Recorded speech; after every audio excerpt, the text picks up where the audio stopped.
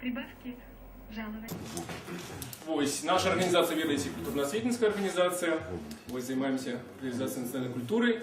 И один из накерунков это презентации про цікавых книг и про выбитных діячів. И недавно в наших книгарнях Могилева, спочатку в Минску, затем в Могилева, з'явилась ось такая выдатная книга. Такая выдатная книга, и одразу у нас з сябрамі возникла ідея, спочатку її не було в Могилеві, а чому вона давно є в Мінську, і чому її поки що нема в Могилеві. Але ведаеце, є така, так само вельми цікава така думка, що покуль нема запатрабаванасці, то не буде і продукту, да? Як економісти кажуть. І ось ми пішли в книгарню з сябрамі, замовили эту книгу, зв'язалися з видавецтвом Світлани Татарникової, зв'язалися з Петром Олесем, Петро Олесь сказав, що коли ласка, ми з Ігорем, коли що, можемо до вас завітати. Тобто не все так складано, як подається на перший погляд. Ось, недавно привезли эту книгу, и вчера мы с Мариной, ось, Тарасовой, пытались найти экземпляр. Марина ушла полгорода и купила специальный экземпляр для музея, музейный фонд. То есть, можно, коли вельми хочется. Господар Олесь Кравцевич до нас завітав, доктор исторических наук, один из самых подробных историков на Беларуси. Если будучи студентом, нам вельми шмат давали ваших книг для подрихтовки. Ось, так что это... Я не думал, что они старые уже. Да. Ось, і до нас так само завітав мастак-оформитель. Ось гэтай книги и ось гэтай выдатной книги по Міну, господар Ігор Гардіон. Коли вы будете гардать эту книгу, то вы переконаетесь, что каб яе оформить, каб яе оздобить, быть необходимо сапраўдным мастаком. І ласка, громада. Добрый вечер, шановне господарство. Вельми приємно бути в таким трудним городі Могилеві. Я тут не був вже більше 10 років. І треба сказати, що там до ліпшого змінив ще. Принаймні, сьогодні сонячно на дворі. З Городні, я живу в Городні, виїжджав під таким снігом, тут приїхав на сході сонце світить. Одразу хочу сказати, що не я один автор цієї книги, тому що коли берете її в руку, берете тільки по той причині, що вона так виглядає. А так вона виглядає, дякуючи другому автору, якого, на жаль, тут на викладці не ставлять. Тут там біографія в кінці подадена. Це Ігор Гардіонок, загадчик кафедри Театрально-мистецької академії мистецтва Білорусі. Ось який цю книгу ілюстрував. Чому? Я лічу, що уклад у поспіх, ну, можна казати, що книжка це моя поспіх, я скажу зараз. І автора тексту, і автора ілюстрації, він равноцінний. Эта книжка отримала перший приз на конкурсе «Национальным книга 2013» за мистецтво книги от Министерства информации Республики Беларусь. Ось Ігор отримав эту типа Оскара пригожу таку нагороду. І це ще одно свідчення, що автор этой книги не тільки автор тексту, є ще свідчення того, что наша история нашей краины починалась не только с Кастрычніцкай революции, а и с 1944 года. Я в этом переконався, коли мне в Городню потелефонував редактор этой книги Михайло Скобла и говорить: Олесь, я шведка, як у книгарні на вулиці Карла Маркса, от зараз я гляжу, твою книгу купляє віце-прем'єр Тосик. Ну, кажу, значит, все в порядку. Значит, мы вписалися в контекст. Про эту книгу. Ведаючи порівняння з речаісністю минулого стагоддя, коли в 60-ті годы поети советские, российские збирали стадіони, поезія була вельми популярна, потім почався худкий спад популярності поезії, і некоторые поети, як не стратить контакт з масовим слухачом, почали свої вірші співати під гітару. З'явився бардовський рух, з'явився Куджава, з'явився Владимир Висоцький, ціла плеяда. І ніби поезія отримала такий новий стимул, нове життя. Нечто подобне назирається у наш час. Люди зараз перенасичені книжною продукцією. Зараз, як у нас у Городні є таке маленьке приватне видавецтво, кожен пенсіонер має можливість, особливо пенсіонер воєнний, зібрати там $100-200 и замовить себе 50 экземпляров Шебека Каханага в вершах або успамінах. І эта перенасиченість книжної продукції різної якості по той причині, що зараз книжки друкувати доволі легко, привела до думки, що треба виділятися в этой масі так, як по новой приваблювати чытача. І вось таму на свае тэксты я запрашаю ілюстраваць найлепшых мастакоў краіны і, як в популярным фильме сказано, не побоюсь этого слова, Европы. Потому что Игорь Родзионок и Павел Татарников, который это все справа организовал, они вядомыя в Европе и маюць прэміі шматлікія еўрапейскія і еўрапейскія выдавецтвы да іх стаяць у чарзе. Вось, так что для мяне вялікі гонар, што мастакі такога ўзроўня згаджаюцца мае кнігі ілюстраваць. І гэта атрымалася серыя про великих князёў літоўскіх, тому что зноў жа адыход ад тых савецкіх стэрэатыпных падыходаў да гісторыі, дзе аперуюць у нашым мінулым масы безаблічнага народа, трудящіся масы, народ. Але калі мы прыгледзімся кожнаму гістарычнаму факту, мы бачым, што канкрэтныя рашэнні, канкрэтныя дзеянні праводзяць асобы. І ад гэтых асобаў залежыць той, а не іншы ход у гісторыі, тое, а ці не іншае афармленне гісторыі. Ну, што ў галоў найперш прыходзіць, каб Іосиф Сталін не быў перакананы сваёй геніяльнасці, то можа не было б разгрома такога ў чэрвені-ліпені 1941 года. Его індывідуальнасць наклала адбітак на канкрэтную реализацию гісторыі. Тое самае вялікія князі літоўскія. Это былі людзі, якія часам дзейнічалі і па сваіх інтарэсах, і па сваіх характарах. Яны мелі ўласны характар, яны кахалі, яны зайздросцілі, яны ваявалі, яны спрабавалі рэалізаваць нейкія асветніцкія мэты. І мне здалося, што калі падаць гісторыю нашай краіны, прынамсі такой дзяржавы, як Вялікае княства Літоўскага, в біяграфіях гаспадароў этой дзяржавы, яна будзе бліжэй і больш зразумелай людзям. А можна пісаць пра канкрэтнага чалавека, гэта як пра суседа, з которым некалькі гадоў побач пажывеш, кожны дзень сустракаешся, і праз некаторы час ты яго ведаеш. Характар, што ён любіць, што яго чакаць, пра што з ім можна гаварыць, пра што з ім лепш не гаварыць. Тое самае і з гістарычнай асобай, калі збіраеш пра яго дакументы, чытаеш працы іншых гісторыкаў, чытаеш архіўныя дакументы, апублікаваныя, не апублікаваныя, праз некаторы час наступае эфект знаёмства з этой асобай. Ну а паколькі я прафесійны гісторык, моя доктарская прысвечаная пачаткам Вялікага княства Літоўскага, то гэта падразумявае знаёмасць яшчэ з эпохай. А па вузкай спецыялізацыі археолог, у тым ліку праводзіў, удзельнічаў у раскопках у Магілёве свой час. Это прадугледжвае некую знаёмасць атрыбутыкай матэрыяльнай культуры.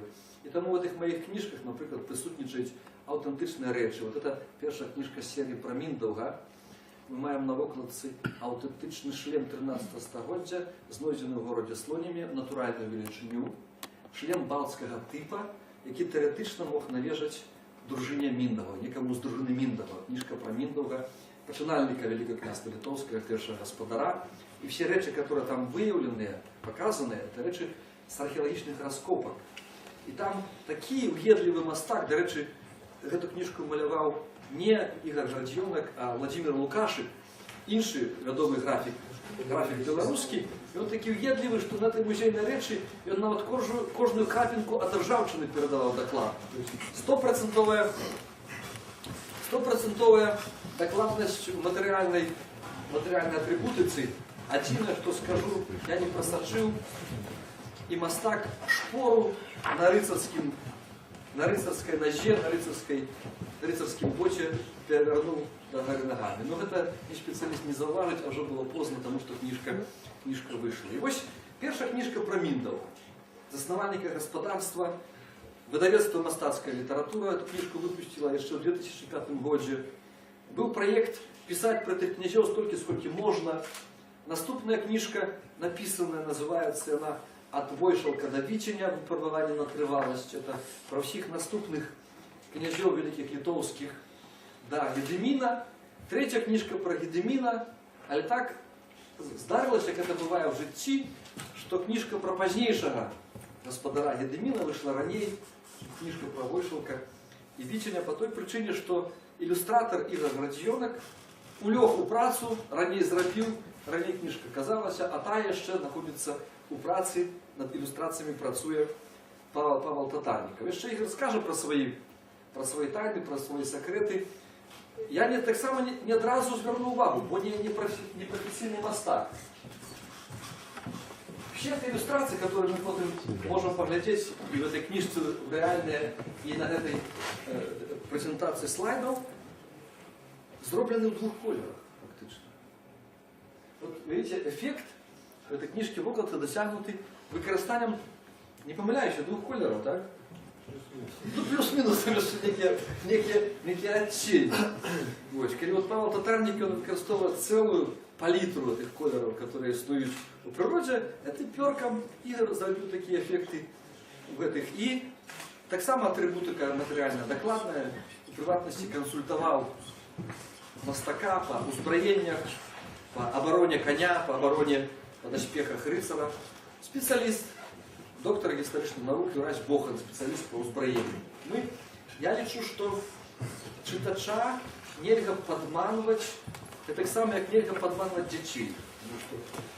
Читач, который не профессиональный историк, часто, он, как дитё, наивный и верит усему. И тому повинен иметь автор и иллюстратор внутреннюю культуру, как не подманывать невинное дитё. Вы знаете, что такое поравнание. Тому все речи, которые там присутствуют, они речи правдивые. То, что я пишу про некого человека, про некого великого князя, это реально то, что я про него думаю. Конечно, я могу помыляться, потому что нема таких историков, которые не помыляются. Але полгода, год читал про Гедемина, есть монографии про Гедемина, есть документы, есть опубликованные его листы, его послания, есть летописи новгородские, есть хроника Петра Дюсбурга, Крыжацкая, есть хроника Германа Вартберга, Инфлянская, есть хроника Виганта з Марбурга. І про певний час я починаю розуміти цього чоловіка. Що це був за чоловік? Гедемін. Ну, це був такий мужчина, як кажуть, вартий во всіх відносинах. 14 дітей, о некоторых звістках. 7 синов, 7 дочок. Заснував династію, яка 250 років керувала несколькими країнами Центрально-Сходней Європи. Польским королевством, Великим княжеством Литовским, Венгерским королевством, Чешским королевством. Династия, которая только в 16 столетии выросла, так отрымалась. Это был человек нетиповый для той эпохи, потому что и он меньше воевал, а больше занимался дипломатией. Про средневечного монарха говорили, что он больше сидит на коне, чем на троне. Он весь час на коне в походе. Потому что в те часы что такое державная влада? Дороги древние, до провинции далеко. Улада монарха так далеко сягала, накольки сягала его збройная сила. И он не мог туда с дружиной добраться и навести порядок, эта провинция або отходила, або становилась сама по себе державой. И весь час середньовечный монарх сидел на коне. Гедемин, наоборот, нетиповый монарх. Я пропоную над его назвать Гедемин Дойлит, потому что он больше будовал, чем разбурал. И когда была махчимость справу зробить мирно, и он это старался. И был настолько в этой справе поспяховый, настолько активный, что нават злейшего ворога Теутонский орден змусил подписать им мир. Потом это крыжаки говорили дьявольским викрунтасом. Правда, ненадолго, это мирно, а 4 года удалось, але это ему удалось зробить. И вот, когда был досягнутый эффект знайомости с этим человеком, я пошел про его писать. Уявлять, как он там сидит на троне у Вильни, он перенес столицу з Новгородка у Вильню. Несумненно, он был правдивым монархом. Например, эпизод такой, что монарх не может отмовиться от своего слова. Вот была такая ситуация, что Гедемин написал у листе до Папы Римского: «Я хочу стать католиком, хочу принять христианство». У форме католицизма. Чему? Потому что война с Теутонским орденом. Теутонский орден існував только для того, чтобы с язычников робить христиан. Его специально запросили для этого Прибалтику. И когда некий поганский язычницкий князь прийме католицизм, орден не має права з ним воевать.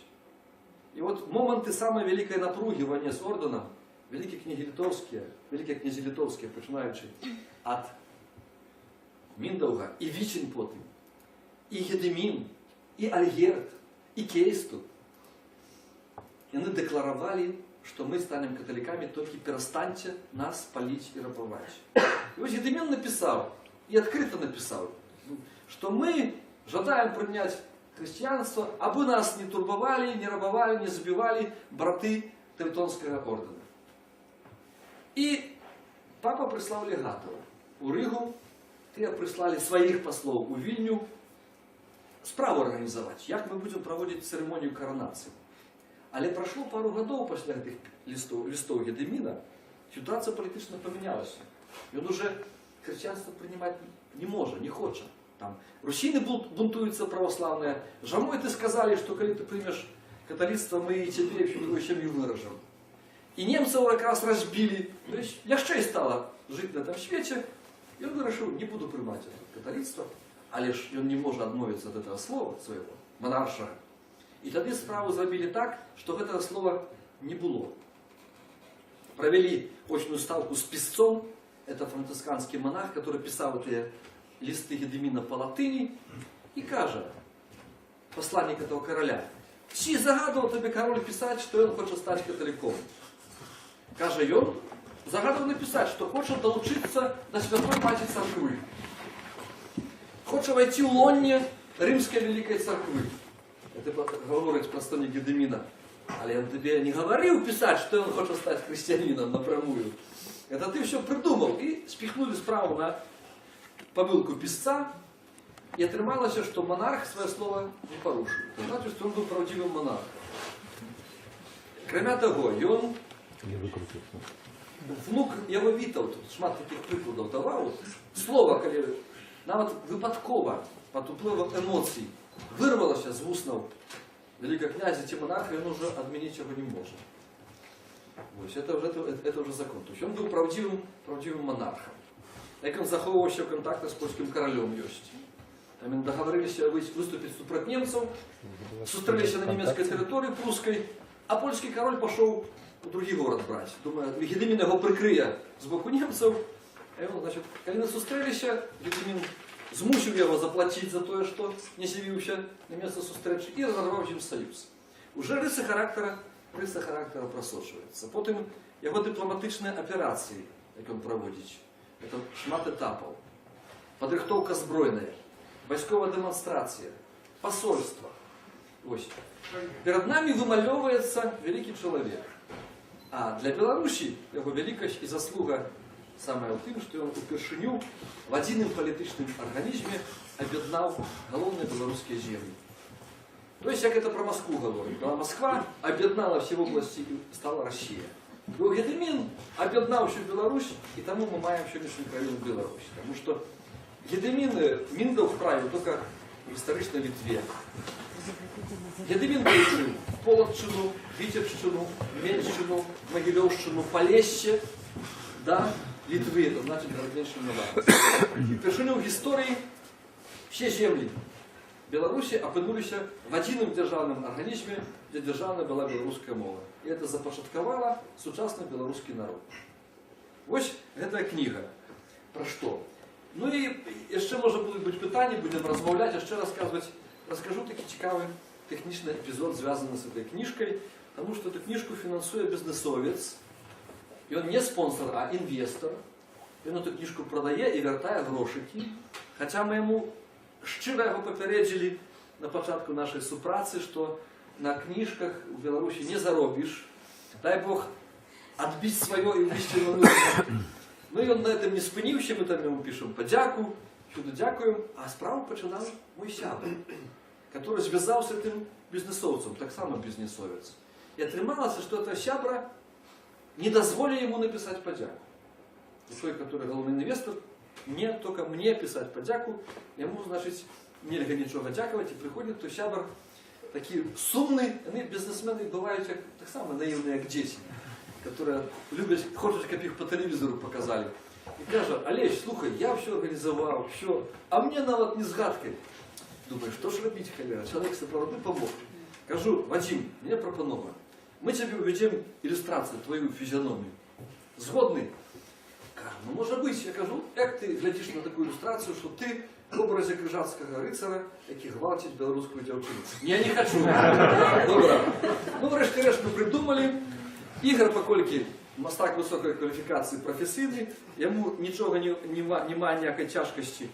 До речі, давайте перегорнемо, тут буде легше, дайте, ще далі. Ілюстрація тут виглядає. Далі ще трошки. О, це легше дати. Ігор там перемалював твари на ілюстрації, взяв фотоздимок цього чоловіка, а той поглядів, як це бізнесмен. І він думає, як би то дивіденди більше зробити. А жену можно? И мы разместили моего сябра Вадима Дикуна с его жонкой-моделькой, Каятрона Гедемина, в рыцарском убрании одении. Ух ты! Прям до Гедемина его. Добрая компания. Человек счастливый, человек задоволенный, и он все это видание финансово организовал. Ось такі бувають різні історії. Ось, як це можна здаритися. Я трошки, може, припинюся. Скаже, головний автор цієї книги, тому що узнагороду вручили йому за ліпше мистецтво книги. Так що йому і слово зараз. Дякую за добре слово. Конечно, хочеться і тобі подякую виказати мою, тому що текст Олеся вельми цікаво читати, вони вельми такі інформаційні і дають підстави якраз таки для такого пошуку в образу, да, для того, как хотелось за этими текстами побачить картину. Вот. При том, что так само это «Опошля Узнагорода», это вот номинация «Лепшее видание», конкурс министерства на «Лепшее видание». Вот. Мы отримали в формате не больше, не меньше, а менавіта мастацкой литературы. Так что Олесь мы признаны, так скажем, еще и автором не просто, так скажем, неких документальных, историчных эссе, а як... Чего же не читать, а чего писать? А як высокое, так скажем, письменство. Вот. Так что, кто не читал, то, ласка, читайте, это время цікаво, это время, так скажем, познавально. Вот. И написано время хорошее. Хорошее, просто, так скажем, лаконично, и от того так само, еще, так скажем, лепш, узмацняя позиции Олеся как литератора. Вот. Ну, как бы, моя профессия, может быть, самая молчаливая на свете.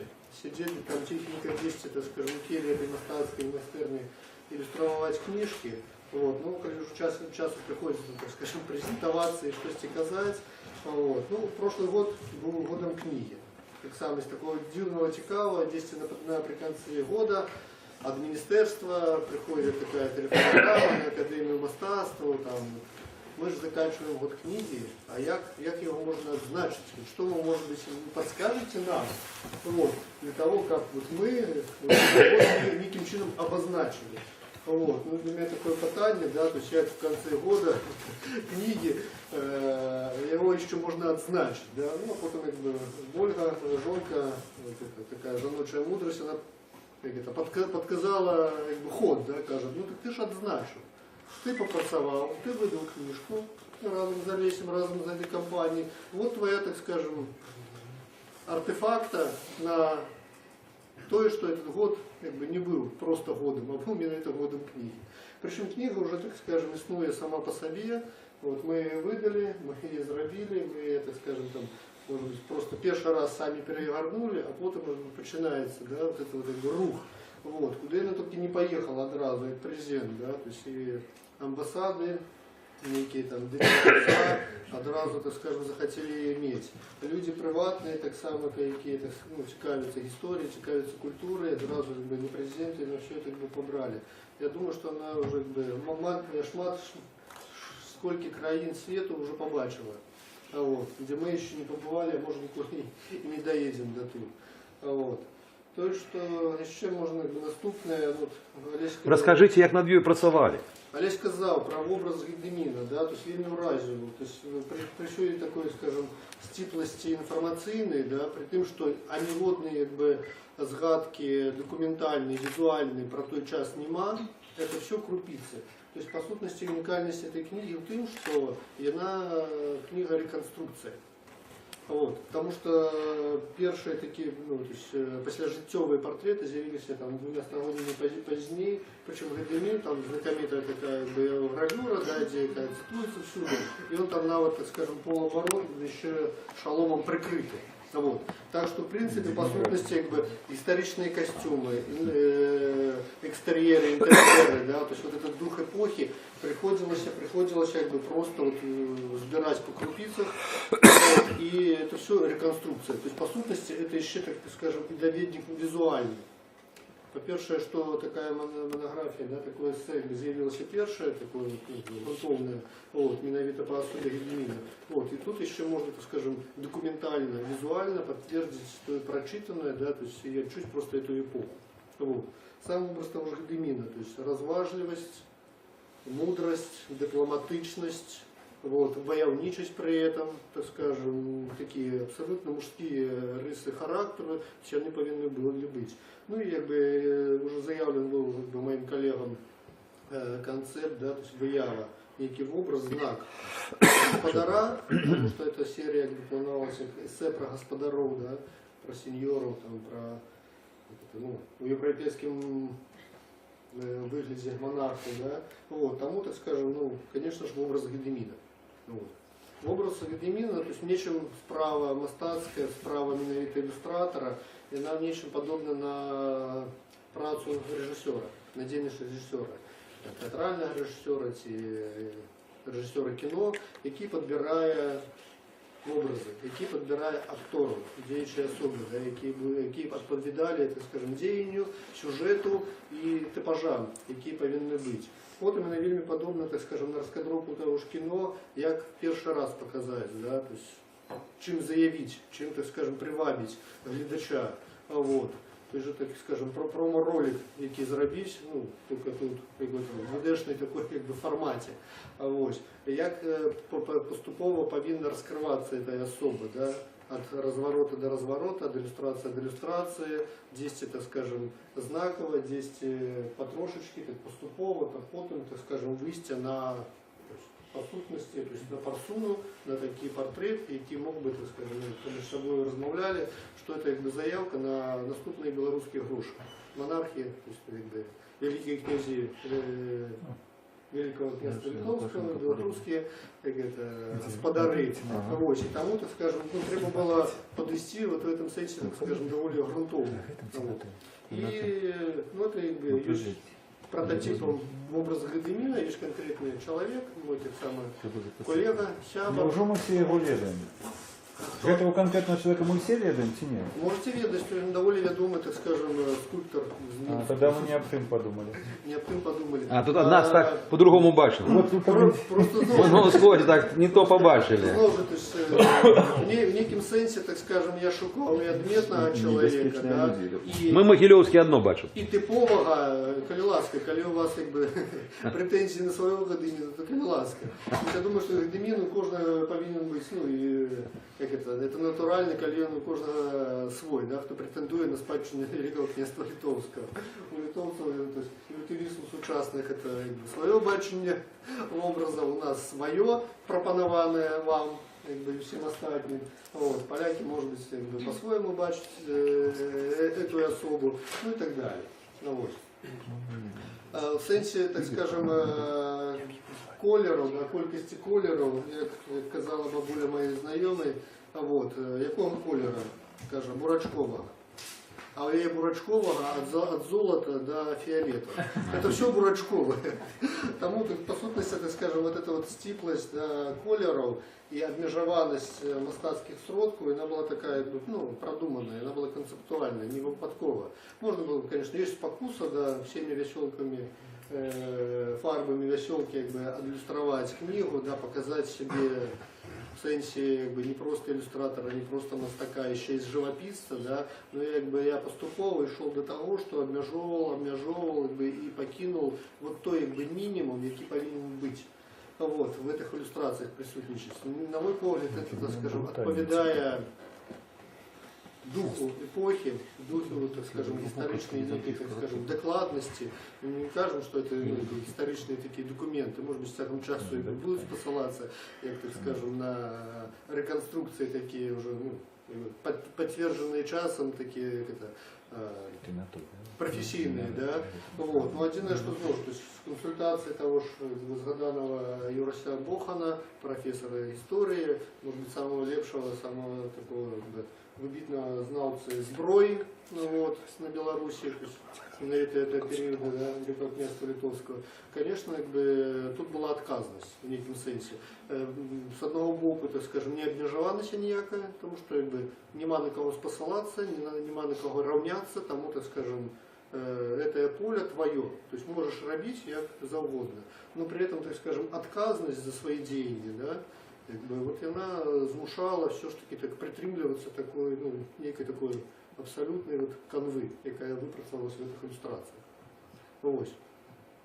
Про життя книги я казав, що цікаве так само було таких адмітних, узнагороди, это, по сутності, так скажем, признання приватного видавця, да, приватного капітала і такої незалежної, не державної праці.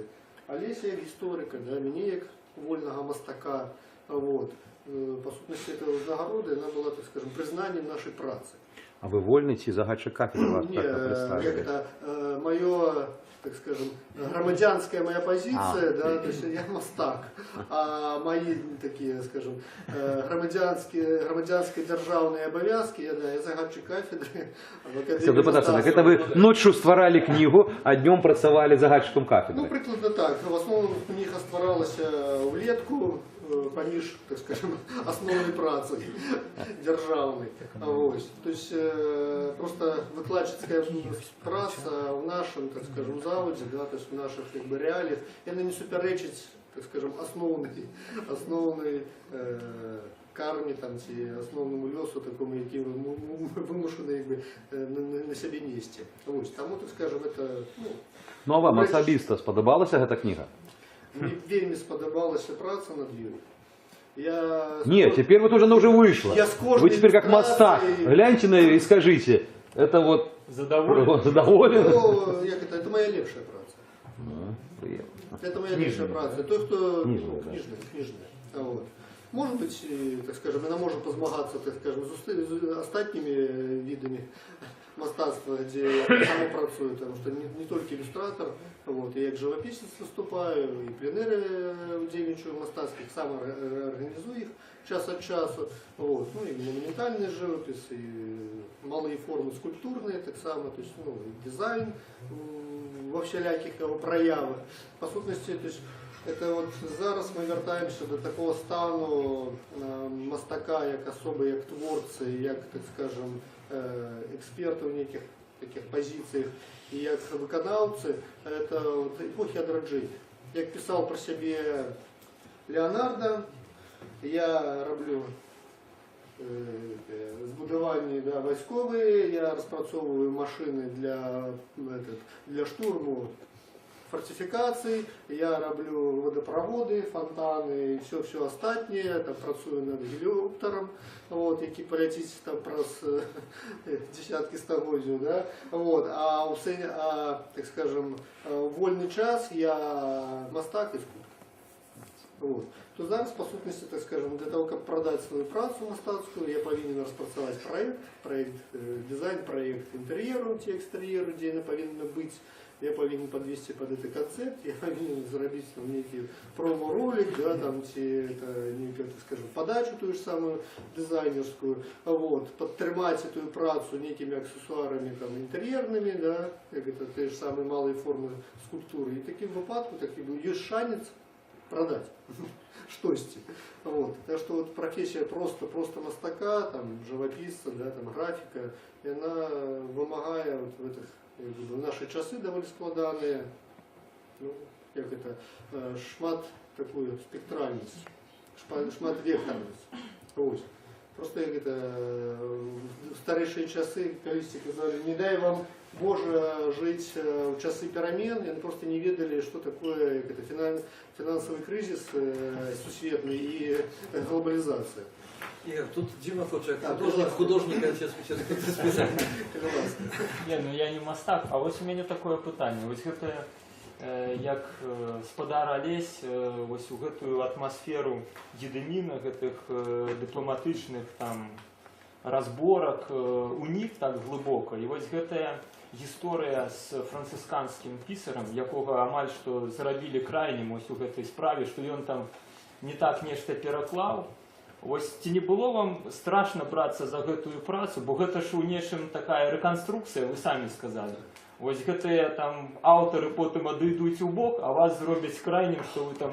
А такой иллюстрации нема? Может так трохи покажете на слайдах? Может такая иллюстрация есть, як писаря винувачивают, не? Нет, там есть, так скажем, тоже писар, пишет тот же самый Нічого не подозріє. Просто я когда в привате, то есть это консультации такие были того, что Ивася Бохана такие приватные, то у меня в мастерне мы сустракались, то я его там на кафедре в этом... Не, так ось питання такое. Ці не боялися, що вас, як того писара, ось потім обвинуватить, що ви недокладно там нечто зробили, Передали. или так что-то передали? Я скажу, то есть вот Юрась Бохан, да, историк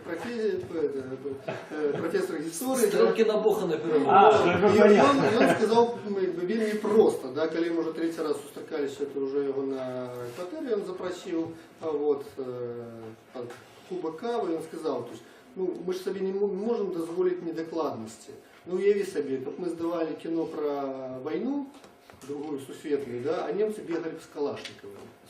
Буває. Вот. И тому, так скажем, вот, как бы, я уявил такой, как бы, жах помылки, да, что можно там рыцаря, вот, половой, там, середневечья, да, как бы, дать ему не ту железяку в руки, дать ему не то и опрануть, и что это будет, так скажем, потехой для всех остальных. Просто, ну, тоже, то есть неоднозначная особа, неоднозначное выдание, неоднозначная тема. Как мы писали про штости, там, малювали про штости свое, такое месточковое, да, такое обмежеванное только нашими интересами, это было одно. То есть эта книга, это, так скажем, тоже, то есть наша позиция, наша заявка, так скажем, показать Литве сучасный, да, як это наше ставление, то есть, да, этой проблематики, да, этих особых, да, заявить, как бы, так, отколковать от их, так скажем, обмежеваться. Вот. Тут, так скажем, спосыл есть и польский бок, да, то есть, когда у нас в музеях мало, так скажем, сбору, да, то есть мало этой вот визуальной информации застолочка, да, то есть мало этих реконструкций, то ты же поляков, так скажем, в этом сенсе больше богатая, да, так скажем, музейная справа, да, поставлена, вот, и они могут порівнювати, вони можуть, і вони більш досвідчені в этом сенсі. Вот, і зараз, знову ж, ще була така, так скажем, спроба, і, знову ж, для чого робилася ця реконструкція, ніяк на підсвідомо, і, ну, промовлялося нами час від часу, що це як нотатник, як довідник для тих самих рицарських клубів білоруських, які можуть, так скажем, використовувати цю інформацію в своїй діяльності. Вот. А тут я лічу, що той, хто лє хоч по кропельке на млин нашої справи, вот, а може хто-нибудь і ціле там ведро укулить этой воды, да, то есть я думаю, что это все только для нас, для всех. Сказал на питання? Ну, я зрозумів так, що покуль попрохов не було, що не та релігія. Нет. Был один, так скажем, такий коментар, человек, який это самый мастак, и занимается вот менавіта вот реконструкциями зброї, Збаранович, не пам'ятаю прозвище, он сам Коваль, так скажем, ну, свою мастацию он перенаправил в той бок. А вот, як Коваль працує, вот, он сказал, что про менавіта вот эту вот выяву, там, где она такая вот самая классичная, ну, в неким сенсе вот тут, как бы, она сустракається, тут є, як би, реконструкція той самої першої вияви Гедеміна, яка з'являється такая вот визуальная, ягоный портрет. Тут я его переробил по-своему. Вот, кто ведает, да, это репродукция. А там на слайде есть? Реконструкция. Ні, навіть не перехопив. Нема. Может быть, тут мы видим, по-моему, в большем, как бы, варианте, ну, вот тут. Вот. И он сказал, что я бы такие бы шлем бы не опранул, які можем не от удара рассечь нос рассечь твар. Я сказал, ну, я как бы так концептуально шел на эту, так скажем, помилку, недокладность, как был такий конкретний спосыл на вот ту першую вияву вот той самої гравюри. Ось. Тому, так скажем, ну, в своїх ілюстраціях все-таки, ну, що починається? Тобто книжка отрималася ось така. А коли я працював в майстерні, тобто поруч со мною, коли моего стола працовного, лежали 3 стоса альбомов, книг, монографии, часто Олесь давал. Вот таких просто от подлоги до верху книги по истории, по мастацтву, по тому, что, скажем, мастацтву книги, да, такие вот монографии, на які час від часу спосилався. І, в принципі, праця мастака, от, і вона і починається з этого, з вивчення візуального матеріалу, який був до того. Тобто, прочитується текст, а потім починається збор. Потім починається збор, аналіз, що було зроблено, як було зроблено, і так далі, так далі, так далі. І по крупицах. По крупицах, то есть, знаходиться в Матейке, знаходил там некие, так скажем, силуэты строил, да, то есть у когось из авторов там позднейшие какие-то занимались реконструкциями такими не ближайшими, да, то есть находил 3 посыла, да, такая шапка княжая, да, то есть такая вельми подобная на некие такие русские и монгольские типажи, да, то есть у меня некая была суперечность, да, знайшов такий Гедемин намалеванный такой мальчик такой татарской шапки мохнатой, да. Ну, как это, Юрась Бохан меня поправил, что это прикмета все-таки, так скажем, маестатная как князя, эта шапка прикмета миновито сподара, вот, тому, так скажем, мы повинны ее выкористать. Ну и так далее. А был у вас консультант, вы обращаетесь по одению? Одіння тут, як такового, одіння мало. Вот.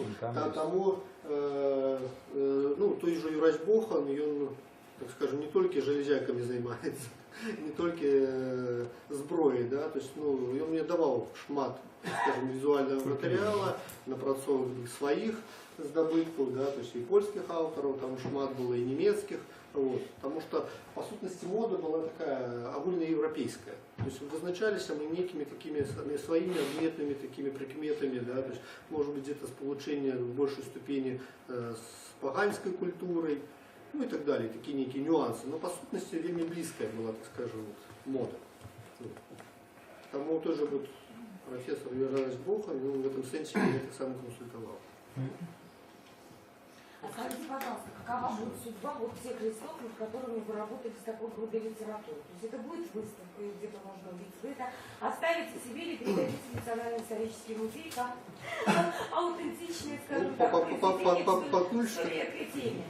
Покуль что это моя приватность. Покуль что, так скажем, ніякий музей, ні один з музеїв не попросил, так скажем. А если попросить? Если попросите, то вы будете первые. Кто попросит, Да, Просить же не так, забороняется. ну, эта презентация, это уже 6-я, там, по-моему, да. Які були презентації? Там в конце есть, как мы презентовали. Мы распочинали, первая презентация была в Городне, это была, так скажем, это была... С подорожничала презентацию. Это была, так скажем, пожидание Олеся, да, то есть распочаться оттуда презентации. Вот. Да, вот. И коли есть такая махчимость, мы все презентации книг робим с выставкой иллюстраций. А кому належат все-таки оригиналы этих работ? Мне. Пока что мне. И авторское право за мною. То есть оригиналы вот этих иллюстраций заховываются у вас? Дозвольте, коли ласка, питання автора. Я в минулым прошлым морський офіцер, у мене служив матрос з Азербайджану. У його була приставка цікава в фамілії. І я йому не кажу один раз. Слухай, так от приставка говорить о том, що ти являєшся потомком пророка Мухаммеда. А он мне отказывает, так, у нас хранятся это самое в семье, передаются. И вот по этому выпадку вспоминаю. У школі, коли в класі 6 або 7 ми вивчали на уроку історії ось про великих князів литовських, дійшли до Гедеміна. А у нас хлопчик був у класі Гедемін. І ось коли наставниця почала про це розказувати про Гедеміна, а він вдруг раз і викрикнув: а це був мой пра-пра-пра-дедушка. Але клас неяк промовчав тихонько і так замовкла і замовкла. Так ось питання до автора. А ці не займалися ви гэтым питанням, що ось є нащадки зараз, потомки, де ким вони з'являються Гедеміна? Ці може глибоко... Да. Пан Кравцевич, так скажите нам, есть нащадки Гедемінову? Ведаючи, претендують некоторі роди на гэту гонор. Вельми тяжко просочить гэта. Вот, наприклад, відомий російський род князів Голицыных, вони Гедеміновичі. Это докладно доказано. Тим дасться просочить до гэтага хлопчика, не ведаю, магчыма, вот это вот доследование крови, которое генетичное. Вось, але пахаванне Гедеміна нам, на жаль, невядомае. Вот, Невядома, да? Ягайло. Можна просочыць нешта такое. Сучасная наука, можа быць, гэта і можа даць. Але там яшчэ есть адны нюансы. Далей за Ягайлу, яго дзіцёнак Ягайлы, который стаў потым каралём, з'явіўся, калі Ягайле было 72 гады. Першы дзіцёнак. Потым наступны з'явіўся, калі было 74. І так до 76 гадоў. І было абвінавачана 7 польскіх рыцараў, которые маладой каралеве Софье дапамагалі гэтых нашчадкаў легіёнаў зрабіць. Яны потым былі апраўданыя, каралева прынесла прысягу ачышчальную, але я не думаю, што палякі дазволяць правесці генетычнае даследаванне Гедеміновичу, каб доказать, что они сыны Ягайлы. Нібито было проведено дослідження, я не знаю, я не специалист. Не читал я про это И ничего. нібито подтвердили, что это его дети. Я вот читал негде, публикация ДНК, была, да, ДНК доследование подтвердили. Ведаючи, нават калі б гэта было пацверджана польскімі экспертамі, все равно можна посумнявацца. Інакше іншага Я згодны. Калі б яны захацелі б жывымі выйти з этой катедры Валевской, то иначе они б не написали. Я хочу еще один аспект. Пробачте, а вот Голицын, Трубецкий, они же так само Гедеминович? Трубецкий не, а Голицын так. Трубецкий это город Трубчевск, это княство Верховское. А гідройці? Гідройці, они походят с князём литовских, балтских, неведомо ці Гедеминовичу. Я же гідрой сказав, що Гедемінович. Может быть. Это так само, я, щиро кажучи, иронично отношусь до генеалогичного расследования. Я хочу еще один аспект, который вот Дима своим питанием закорнул, и Игорь. Питання аутентичності, докладності, виявів і тексту. Я ще одним стимулом, який змусив взятися за написання таких книжок, це була маса калагісторичної літератури. Коли читаю люди, які пишуть популярну історію країни, ну часами просто аж становиться неприємно, наскільки профанаційно, непрофесійно, безотказно вішають людям на уші лапшу. І тому я вирішив, що може ліпше треба самому писати такі речі популярні, там де все-таки певна самодисципліна автора є. У книзі мистецькій я можу нечто, наприклад, пофантазувати, як виглядав Гедемін, як він дзейнічав, як він себе поводив по його вчинках. Але знову ж обмежовано. Коли відомо виказування такої Гедеміна, що нехай кожний шанує Бога по-своєму, русские по-своєму, христиане по-своему, поляки по-своему, христиане маю на увазі немцев, а мы по-своему. І гэта можна і сьогодні ще показувати як узор толеранції. Це знову ж свідчить про його політику в Великому князстві Литовським. І ввогуле, праця історика тоді має пльон, коли є виніки донесені до масового читача, до масової аудиторії. Коли історик пише тільки для себе, вот мой однокурсник один, я, каже, написав рукопис і покинув, я це ведаю. А ніхто не ведає. Я кажу, ти не історик, ти колекціонер. Я маю, больше ніхто не має. Історик – це той, який говорить, я всім розказав, я всім донес. Це правдивий історик. І ось монографії читаю для Романа Коловича, там сухая наукова мова, факти і так далі. Такі книги читають значно больше людей. И вот коли такая книга доходит до читача, люди прочитают, нечто себе вынесут, значит наша работа мела плен. Вот хотя бы в каждой книге повторяю один и той же уступ, что у многих народов от титулов королев, монархов походит форма ветливого развороту. Пан – это король у Чехии, у Польши. Значит, прошла форма ветливого разворота пана в этих краинах. Сеньор Это монарх у Італії, у Франції, у Гішпанії походить. Ось. Монсеньор там месье. В Росії государ-сударь, був такий зворот проходить. У нас офіційний титул Великокнязя – это господар. Господарські землі, господарський замок Могильов, господарський замок Городня. І у нас так само, ми не горші за інших європейців, у нас форма спадар проходить від титула Великокнязя. От люди це прочитають, будуть відати, що ми так само у шерегу славних народів Європи. І ще раз хочу сказати, що тут, в цій книзі, правда у той ступені, якої ми змогли її відкрити. Ми там нічого не підмануємо. Можуть бути тяжкості технічні. Ось цікавий мастак Владимир Лукашик, і він підійшов до тексту абсолютно з інших позицій, ніж автор тексту я. Я лічу, що у читача, коли він який текст усприймає, читає, не повинно бути технічних тяжкостей у його сприймання. Повинен бути ясний шрифт. Повинен бути ясно збудований сказ. Як він не думав 5 разів, що хотів сказати цим сказом автор. Як він одразу сенс розумів. В этой книжці Володя Лукашик специально придумал шрифт. Нашел этот шрифт где-то там в Москве. И метод такой, чтобы читач кожний сказ розбирав. Каже, от як старожитні документи в архівах, сидить дослідчик і розбирає по рядкам. Но таких читачів може бути на пальцах одной долоні в одному городі можна знайти. І тому эта книга не прозвучала. Ось, наприклад, моя коллежанка-историк, она не может этот шрифт читать. Ее муж, коваль, мастак, спокойно читает. А люди не брали, мне говорили, в книгарнях, потому что не могут прочитать шрифт. Ось. І отримлюється цікава книга, тоді це була новина, така, зараз я покажу, як комп'ютерна графіка, наприклад, ось, зроблена так на комп'ютері, або покажу, як він кожну шерстинку коня показав, там, як це уражувало. От тут у шпора перебликнула, треба капіна от до гори ногами була одзіна. Книжка у той час вона була революційною, і тихо, ніхто про її не чув. Ось. А тут якраз у читача технічних тяжкостей з сприйманням текста.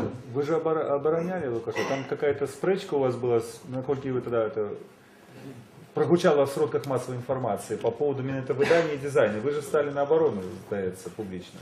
А не, ну я не могу лаять автора, Не, ну я так памятаю, с что которым, вы конечно, с которым мы зробили працу. Ось, і я... Нет, перед выданием, напередодні выданием. Ну, был у него Даже поставили, сдается, обрезал ультиматум. текст, потому что он решил, что там мастак голодный. Ну, это таки наша кухня. Але, наприклад, я мав контакт з таким відомим фотографом, видавцом Сергієм Плиткевичем. Він робить такі панорамні фотоздимки, альбоми. І він, убачив цю книжку, страшенно обурився. І він принес свій альбом, фото, поставив побач і говорить, от яку книжку возьмуть читачі в книгарні? Я кажу, звісно, вашу. І зрозумів, що хотів зробити Лукашик. Він хотів зробити елітарну книжку. Ось. І зробив аж занадто.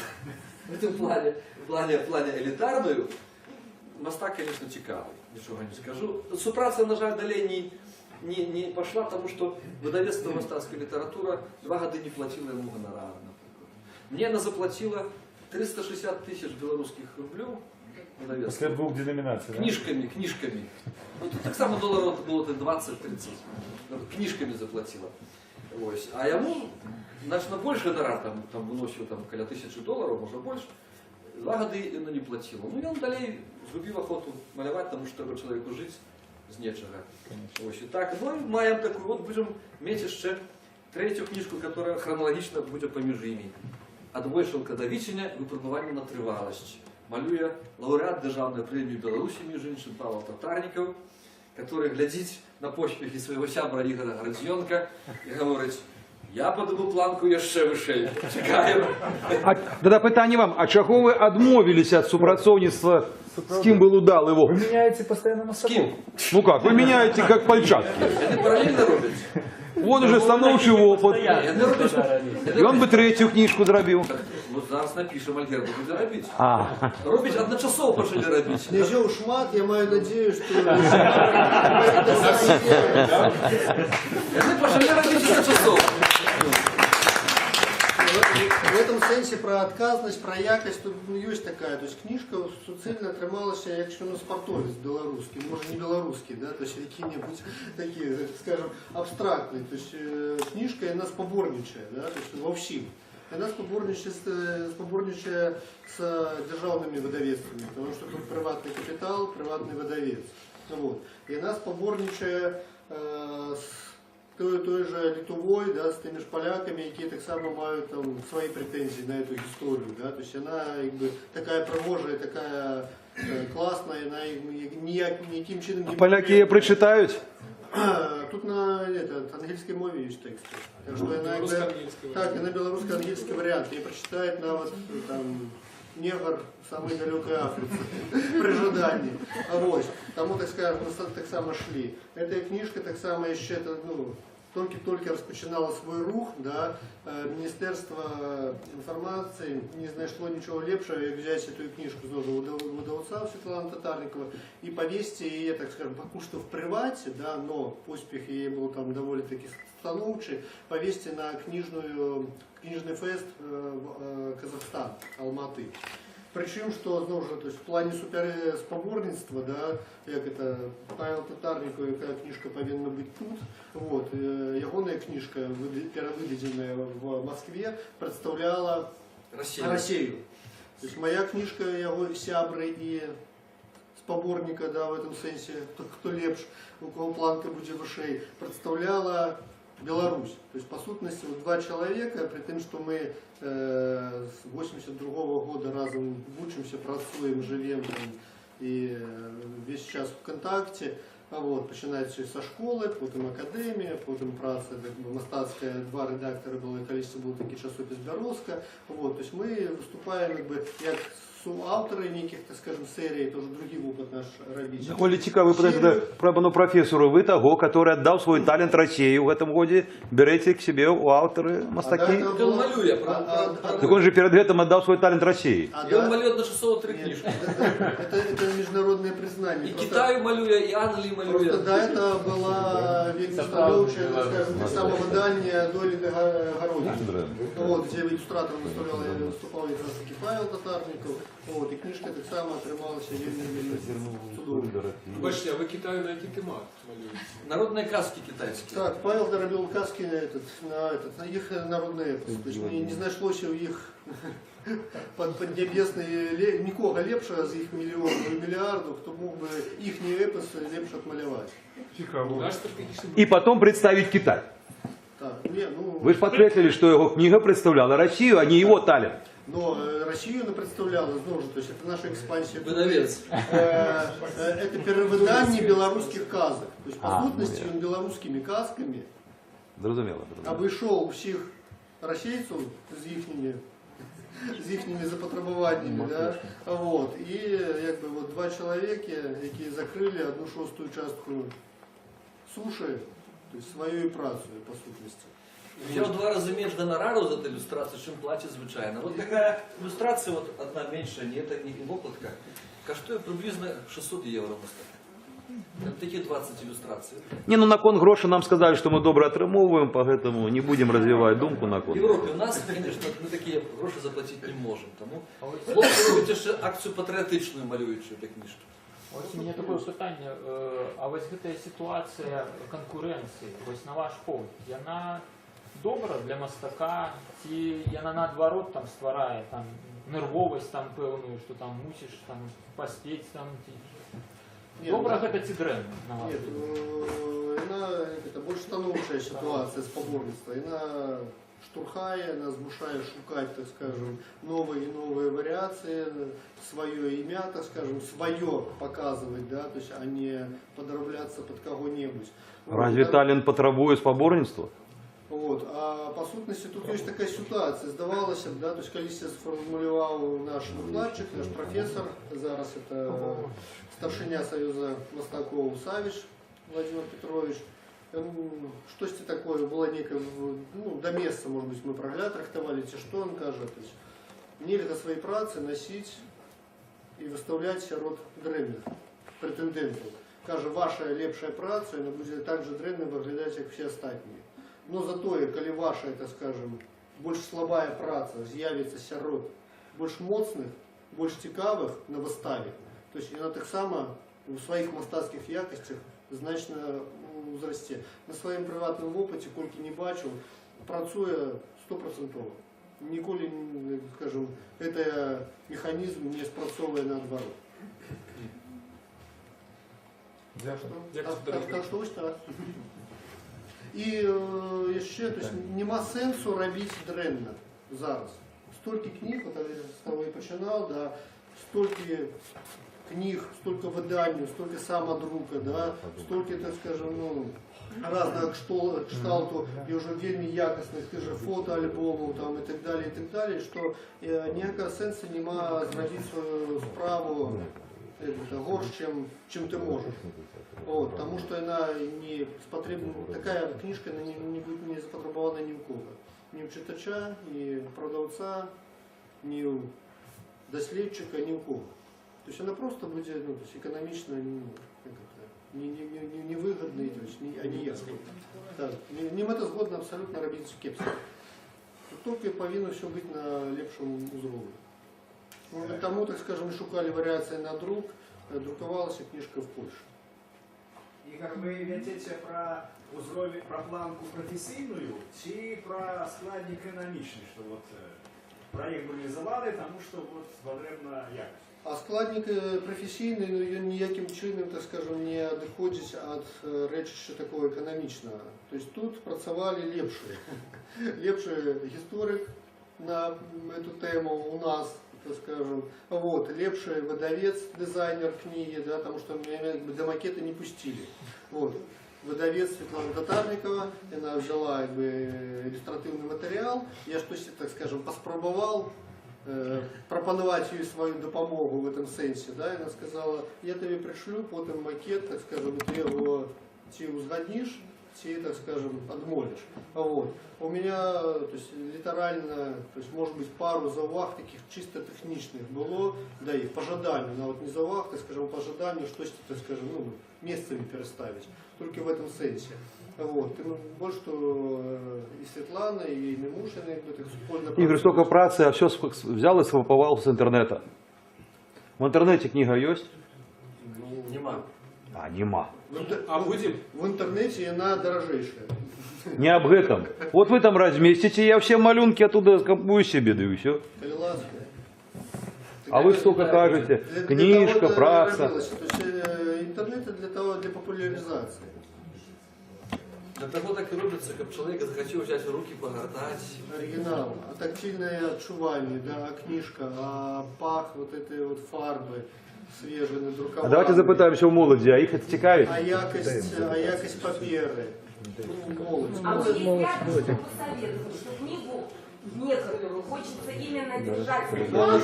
Он уже так само переборливый. Я даже коли починаю споткаться один с одним, она же так само по ручке гладит.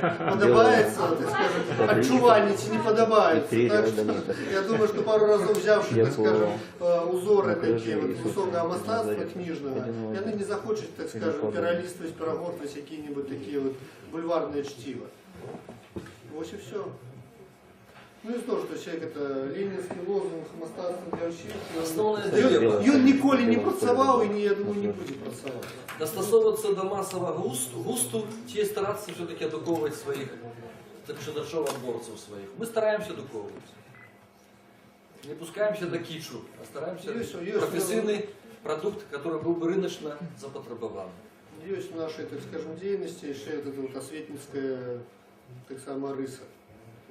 Пропановывать, пропагандировать. Вот.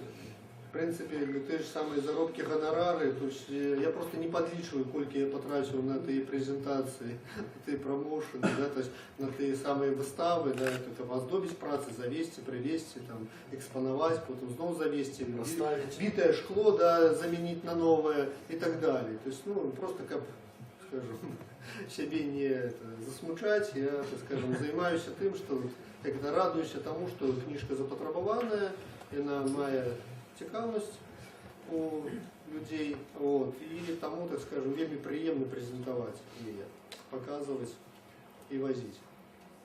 Дякую. Спадар Алесь, вы задавалось такое питание, якое шмат каго з беларусаў цікавіць, вам питание як да па спецыялісту па Гедыміну. Што ў гэтым легенда, што рэчаіснасць, чаму Гедымін перанёс Вільню з Новагрудка ў Вільню? Столицу. Можно только версии некие высовывать. Справа в том, что моя версия такая, что перенос был выкликанный двумя такими факторами. Один фактор таки важный, эмоційний, надо ж приложная местина в Вильне, хотя Новоград так само приложная. А другой фактор то, что это столица Вильня. По-перше, там зручно было зробити ще мощніше умацування, і эта столица была приблизно на нольковой отлеглости от двух так званых гарячих кропок, от Пруссии и от Инфлянта. Там ще можно было координировать. Основная задача внешней политики в часы Гедемина была война с Тевтонским орденом. Оборона с Тевтонским орденом. Там на той прошлой лекции, зараз мы эту карту попробуем тут высветлить, я вам покажу, чему. И Гедемин разгранул такое будовництво замков. Давайте будем сфотографировать. Лишь небеспека больше, городу ближе. На дольковом отдалении. Что от инфлянтов, что от пруссов задача реагировать своечасово, выслать войска куда треба. Тогда была проблема, там где лекция Могилеве, и там в PDF есть одна мапа.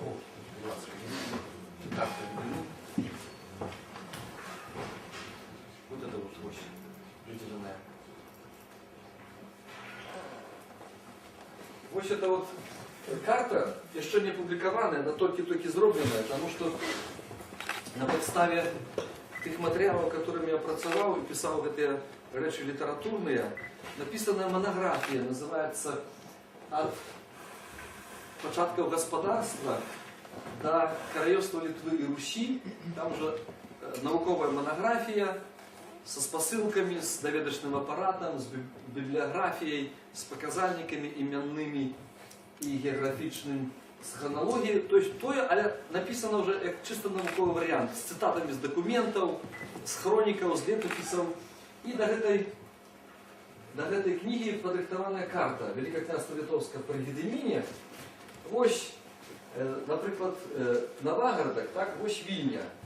Вот две гарячие кропки приблизно. Координация у замку неприступным, координация денег. Это моя такая версия.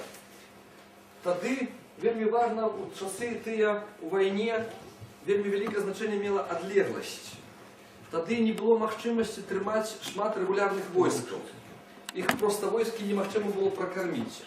Люди в средневековье ели один раз в день. Звычайные люди. Часто голодали. От малейшего неурожаю, там змена надвор'я, неурожаю починався голод. Чому великі князі литовские жили до 80 больше годов, и после 70 годов только починали еще, пробачьте, робить детей активно. Потому что они жили в экологичных умовах и не имели проблем с харчеванием, в отличие от простых людей. Занимались физкультурой на коні весь час, на свежем поветрі и доброе харчевание. Ось. И проблема в тым, як відбувалася война. Ось это вот незаселенная полоса поміж Прусами и Литвой. Несколько десятков километров шириней.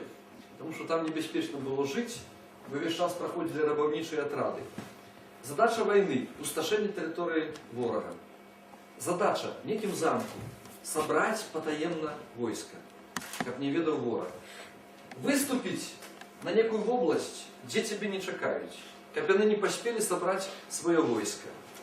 Тыдзень-два, коли удастся захопить замок, разрабовать в околицу, спалить домы, забрать людей, вывести женщин, детей, мужчин, вывести в полон, поселить на своей территории. Это задача середньовечного боку, який атаковал. У свою чергу задача оборонців вивідати, куди, де збирають войски, вивідати, куди вони пойдуть. І на керунку этом собрать своє войско. Тому що довго, постійно тримати гарнізони немає, нема грошей просто. І для этого існувала на этом пограничье видатно организованная пограничная служба. У хрониках Крижавских про это пишется. Подошел отряд тевтонских рыцарей под Городню, поймали разведчика в лесе Литвинского, выпытали, там катовали, и он сказал, где великий князь. Выкористовывали дымовые сигналы. Где-то тут, на потаенных, на дорогах, которые просеках, которыми немцы приходили на нашу территорию, где-то там на древах сидели разведчики, например. Где-то на вершине этого древа сложены сухие галины на дым. Убачили, что иде, где-то там з'явився великий отряд, значит, идут в поход, запаливая эти галины, сам с древа утеки. Бачить этот дым праз 10 километров на другим погорочку, запаливает дым, бачить в Городенским замку, запаливает дым, с навокольных вёсок починают збегаться люди, з'їжджаться бояри, рихтоваться до обороны. Это так было. И хронист пишет, был такой звычай у литвинов вести по чарже гарнизонную службу. Бояры месяц, другие покидали свои маёнтки и сидели в замку. Это на выпадок нечаканной атаки, змогчи оборонить этот замок, как его не збурили. И Гедемін почав будівництво мураваних замков, специально для обороны от крижаков. И вот я тут намалевал эти замки, отрималося больше десятка. Тим ліку старые древляные, например, городні, ще були древляні умацування при Гедеміна, только вежа была одна мураваная. На наградах вежа Щитовка называлась древляная. Але одночасово будовали мураваний замок у Вільні, мураваний замок у Медниках, територія Литвы, мураваний замок у Креве знакомитый, мураваний замок у Лиде, ну далее Волковыск, Слоним, Каменецкая вежа. Тримався, я это назвал заходний щит Литвы. Целая линия замков, которые были скерованы для обороны от ордена. И натуральным чином столица будувалася як оптимальний центр керівництва. До речі, перший раз крижаки смогли дойти под Вильню, до самой Вильни еще не дошли, только в конце господарения Гедемина. Потом они уже в конце 14 столетия эту Вильню активно атаковали. Вот это новая карта, которая еще не опубликованная. В конце весны повинна быть книжка. Коли запросите с презентацией, приедем. Просите. Могилев, покажите, коли ласка, на этой карте. Мураваний замок. А вот там и нема. Скажите, коли ласка, вот как было зрозумело, зеленым это то, что было при Гедеміне, ці вот это вот все, что позначено? Власна Литва, початкова територія держави. Так. Это червоними кропочками, это территория державы Гедемина. Я еще про этот язык скажу. Вот этими зелеными, это территория уплывов державы Гедемина. Про что мы маем документы, что там были уплывы. Например, Смоленский князь договор с Ригой назвал Гедемина старшим братом. Брат мой старейший Гедемин. Это вассальная залежность. Тут в Новгороде, это Новгороде Северским, в этом Карачеве, находятся гроши, які йшли в плату литовскому митрополиту. Значит, платили данину литовской митрополии, значит, уплыли вот такие урывковые звездки. 1331 год киевский князь Федор по загаду Гедемина переследуя Новгородское посольство. Значит, Киев будет под уплывом. Жамой ты воевали разом с Литвой супротив Тевтонского ордена, але некоторые супрацоўнічалі з орденом супротив Великого княства Литовского. Значит, уплывы были, не была территория державы. Давид Городенский 4 раза ходил в Псков помогать супротив немецких рыцарей, и там Гедемин посадил, летопись новгородский пишет, посадил в Пскове князя Александра Тверского с руки литовской, пишет. И самый цікавый эпизод, я уже рассказывал там на этой лекции, это вот этот плацдарм, литвинский плацдарм у подножной Смоленщине, который пересекает водоподел рек. Вот Ловать, Новгород, Днепр починается, Днепр, Двина заходня починается, и Волга. Уже при Гедемине, уже в устье Волги было в руках плацдарм, сюда можно было и на Тверь атаковать, и на Москву атаковать, и на Новгород идти. И из Витебска добраться по Двине зимой по лёте, а вздовж берега завжди были шляхи. Так само было без проблем. Это вот я почав анализовать, вычитал у академика Янина про это, и он пишет, что уже на рубежи 13-14 столетия это уже была литовская территория. И в списке городов давних и ближних 14 столетия названы городки литовские. И я с таким на повній подставі включив это у склад Великого княства Литовского. Чому це питання? Розумієте, для нас, могилевців, бачається, оно вельми істотне. Справа в том, что ну, вот на литовских картах, звичайно, до Днепра они при Гедемине ведут эту территорию. Но Могилев вот вельми часто так ну, не зрозуміло. Я розумію, що авторам, куди він відноситься, да, туди і сюди. От коли ми з Ігорем Пушкіним просто в свой час писали в перекрестках Могилевской истории, да, с тобой, здається, вот, списали эту территорию, мы так, ну, обошли питание так. Большая часть Могилевщины вошла, не, правобережье Могилевщины, вот так, да, вошло при Гедемине, вот мы написали. Ну, на ваш погляд, это будет правдивая звестка? Вот я так вот, как вот вы бачу, что не зусім вы так вот позначаете. Ну, данных про это нема. Можно мерковать, что формально, ці была там администрация, чи не. Можно говорить про охоту у державу, коли там есть эта державная администрация, наместники, представники. То, что они подпорядковывались, были под протекцией, несомненно. То есть помылки здесь нема, да? Коли Полоцк формально вошел, не ведаем. Мы не ведаем, коли Подляша вошло. Вядомо, что было при Гедемине вошло, не ведаем. Я пришел до высновы, что, например, Пинск отличится, что он вошел в державу при Гедемине, потому что в тестаменте, когда Гедемин раздает детям земли, он раздает земли только властной Литве, в великокняжском домене. Вильню, Крева, Новогородок раздает и Пинск раздает. Он распоряджается часткой великокняжского домена, значит, хоча за все стал часткой Великокняжество-Литовское ще при Вічні. Это за счет забывалось эволюционно. Берестейская земля вельми рано не лечилась формально Литвой, але уже при Вічні Гедемині она разглядалась как неотъемная частка великокняжского домена. На дорожне от землю аннексов, так званых, где мясцовые элиты заховывались, как у Полоцку, автономия заховывалась, Бог ведает, как у Витебску, хоть там был Альгерд витебским князем, раз дочку витебского князя стал, але там автономия, которая повторяется до 16-17 столетия. Ну вот это вот анализ, то, что мне трималось, это пошне мое науковое досягнение. Вот это вот карта, и она мне ще чему отрождение от карты, я може навіть покажу, ну многие ж не были на этой лекции. Чим він відрізняється від карти, які пропонують навіть білоруські енциклопедії? Тим, що, по-перше, Жамович у меня не включен, они все включают следом за литовисом. Насевич просто включает, там он милый на Литве принимается. Это неправильно, потому что реально Жамович пошла в 15 столетии, про это есть документальные сведчения. А то, что она позначается на литовских картах у Литве, это чисто идеологичная справа.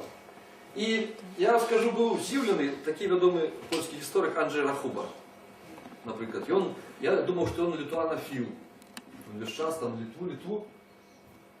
Выдал книжку такого формата, разом с литовскими авторами Кяупине выдал «История Литвы». Я купил эту книжку за мою и гляжу.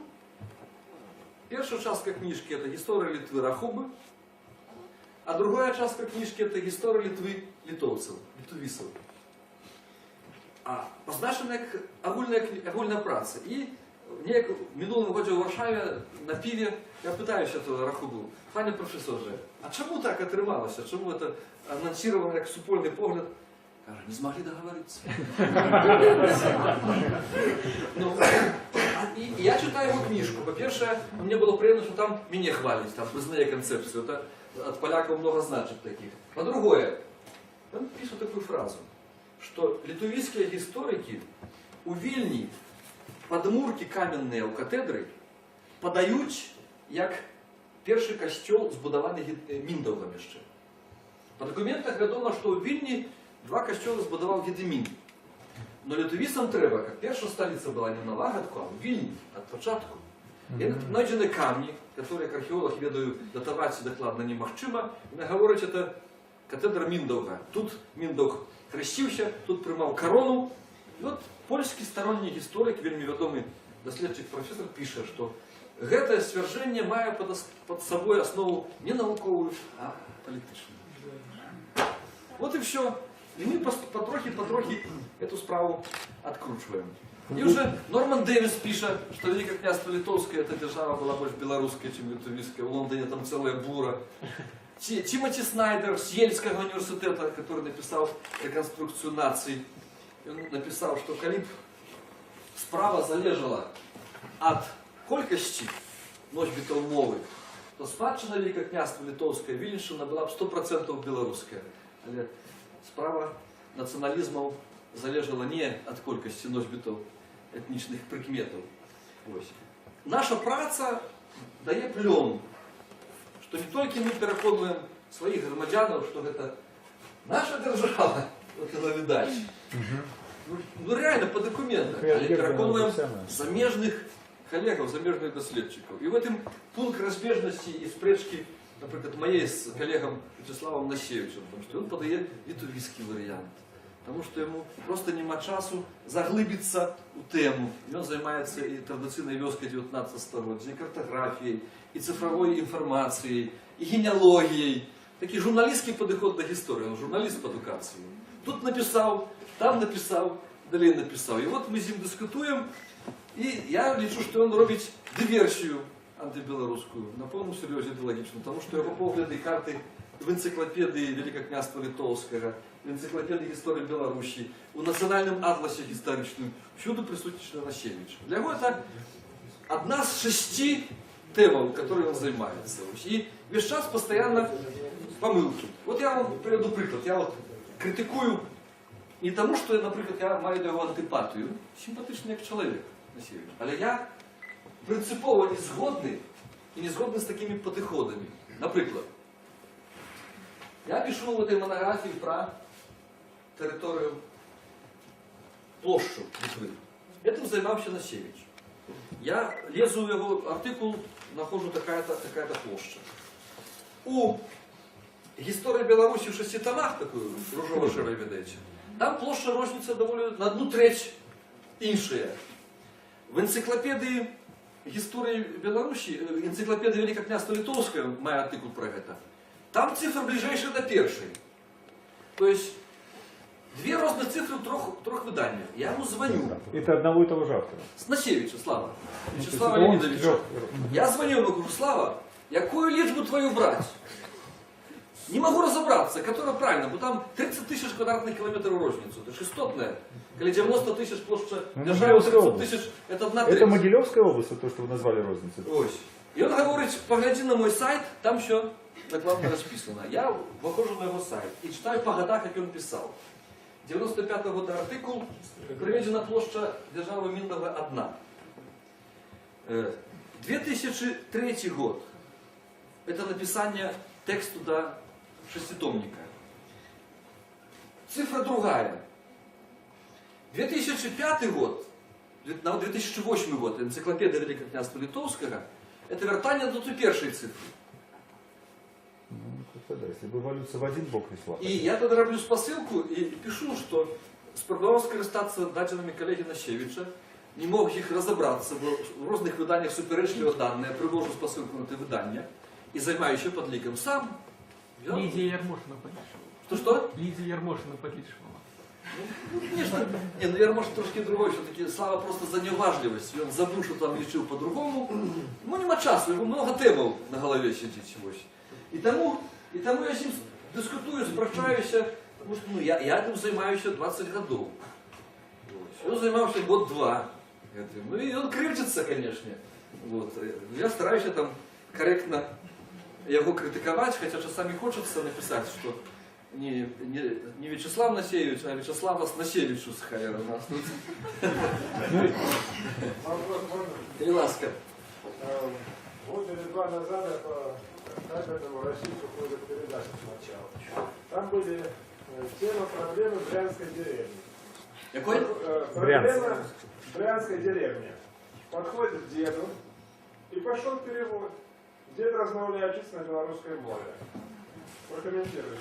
Так. Цікавий парадокс. Это займаюся, тому що перший парадокс.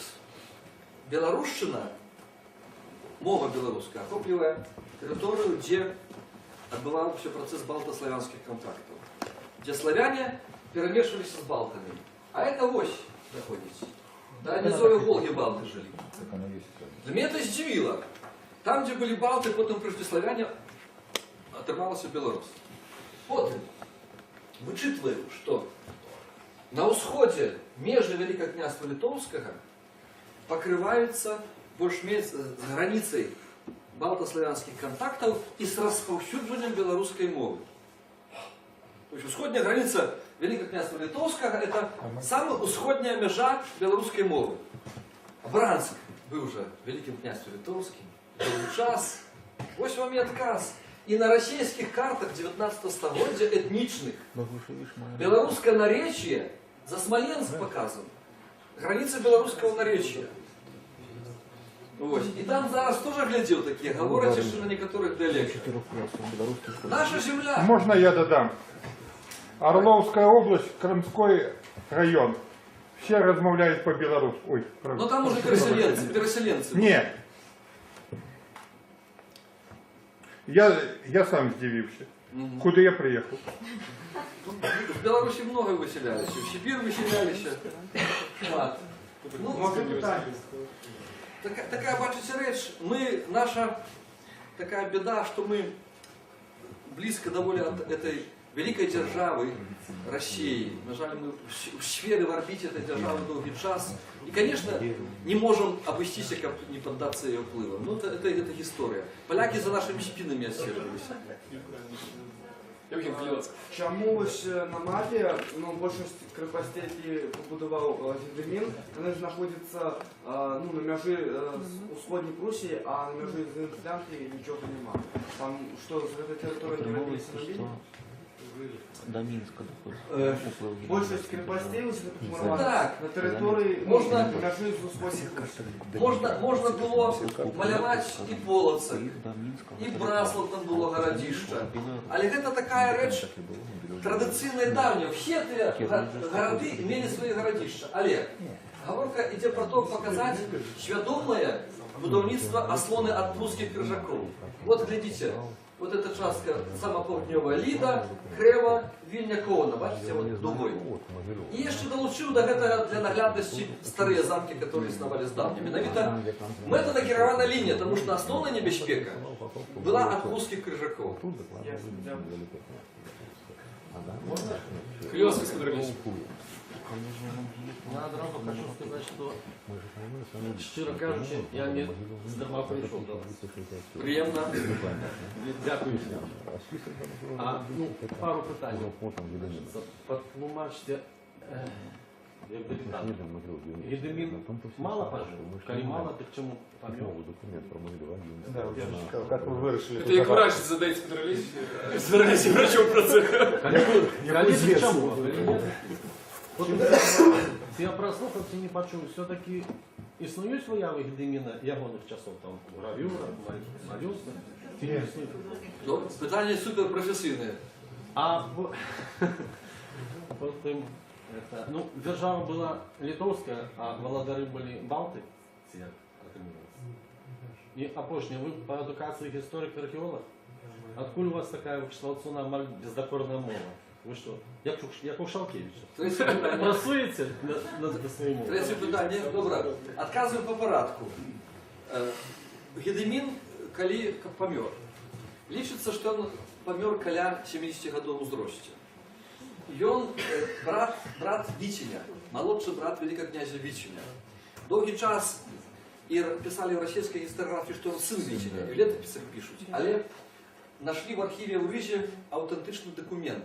Рижане пишуть по латині до Гедеміна лист, що ми хочемо з вами жити у мірі і в союзі, як було спокійним братом вашим, попередником і братом вашим Вітінем. І там історики зауважили, що фратер, ім'я, брат, ужито не як колега по монаршій посаді Вітіня, а як по криві брат. Вот так такі нюанси не вловили. Тому сюди пишеться, що це брат. Правда, один російський історик Васильевский написал, что могла быть помылка писца. Писец хотел написать «патер», а написал «фратер». Так неправильно отчитали. Но это уже больше тогда надо доказать. Вот он еще был братом. И стал великим князем, уже дорослым человеком, около 40 годов. Кировал с 1316 по 1341 год. И помер, коли ему было около 70 годов. Як он загинул, як он помер. Довгий час лечилося, что его забили гарматой, рушницей. Крыжаки при штурме замка. Куля огниста трапила в спину. І це навіть подавали російські дослідчики, тим ліку такі шановані, як членкор Анатолій Ніколаєвич Кирпичников, відомий дослідчик зброї, перше свідчення ужиття вогнепальної зброї на територію Сходньої Європи. Ось. А я поглядів в эту хроніку спеціально, там, по-перше, гэты запис належить хронологічно не часам господарення Гедеміна, часам господарення Вічення. І там написано «короля Трокского», удельного князя. Там немцы уживали относно князёв титул Рекс. Относно всіх. І полоцкий князь Рекс, і удельный князь Рекс королем называли. То есть, говорка идет не про Гедемина. Это не он был забитый вот этой рушницей из замка. Другая известка, что он был отрученный. Эта известка находится у чешского хрониста Бениша. Хроника написана с Чехии. Добравшись до этой хроники. Датуется эта хроника 1340 годом. И там написано, что в Литве князя своего отручили в 1340 году. Я почав сопоставлять, глядеть с іншими звестками. Чешская хроника – это Бог ведает где. Значно ближей новгородские летописи. И в новгородских летописах справы Великого княжества Литовского по колькости на другом месте после внутренних справ. Это самое уважливое не сочили. Я поравнал записи и нашел такую ситуацию польского хрониста. У 1340 году у Волыни на Волыни отручили опошнего самостойного волынского князя Юрия Болеслава. Бояре отручили. Там на гробу написано. И он хотел увести там католицизм, был вельми жорсткий. И Галицкий, и он сам мазовшанин по походжению, был католиком, как стать князем волынским, принял православие, а в души католиком остався, бо женився на своей Гедемина и в костеле зібрав шлюб. Така історичний факт. І написано, що якраз у 1340 году його отручили місцеві бояри. І в тим же годі син Гедеміна Любард зайняв Волынь. И для чешского хрониста эта Волынь формально уже была Литвой. И тому вельми вероятно, что он написал: у Литве своего князя отручили. Далекий хронист, а на ближайшие новгородские летописи в нескольких вариантах, в нескольких редакциях, то есть несколько летописцев пишут: умре великий князь литовский Гедемин. Он помер своей смертью. Все-таки он свою, потому что Альгерда они называли вещи свою, да? И он помер свою смертью. Это отказ на другое питание. Третье питание – портретная выява Гедемина. Для середньовіччя невластиві портреты. В Европе, в Західній Європі, перші портретні вияви подобні